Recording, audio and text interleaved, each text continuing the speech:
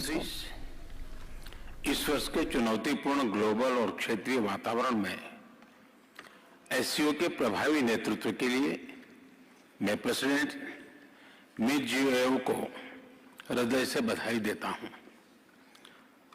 आज जब पूरा विश्व महामारी के बाद आर्थिक रिकवरी की चुनौतियों का सामना कर रहा है, एससीओ की भूमिका बहुत महत्वपूर्ण है।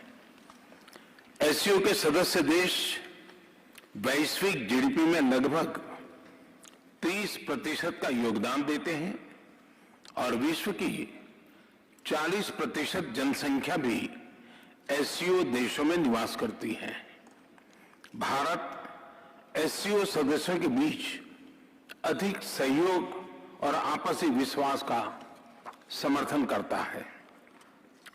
महामारी और यूक्रेन के संकट से ग्लोबल सप्लाई चेन्स में कई बाधाएं उत्पन्न हुई, जिसके कारण पूरा विश्व अभूतपूर्व ऊर्जा एवं खाद्य संकट का सामना कर रहा है।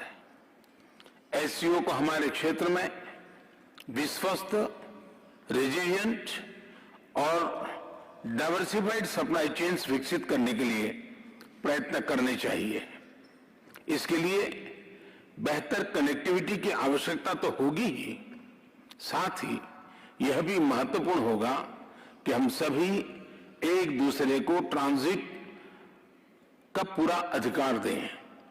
एक्सेलेंसीज, हम भारत को एक मैन्युफैक्चरिंग हब बनाने पर प्रगति कर रहे हैं।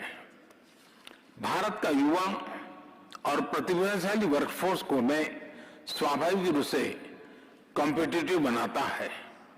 इस वर्ष भारत की अर्थव्यवस्था में 7.5% वृद्धि की आशा है, जो विश्व की बड़ी इकोनॉमीज में सबसे अधिक होगी।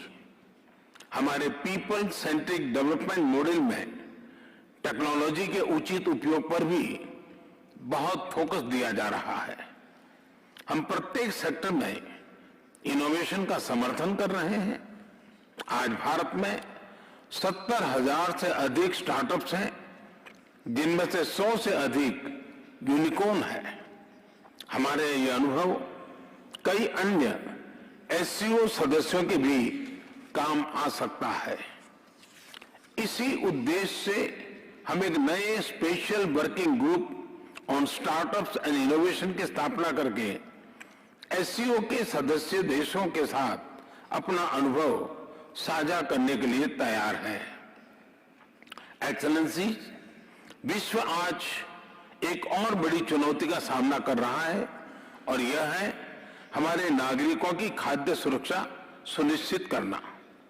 इस समस्या का एक संभावित समाधान है मिलेट्स की खेती और उपभोग को बढ़ावा देना।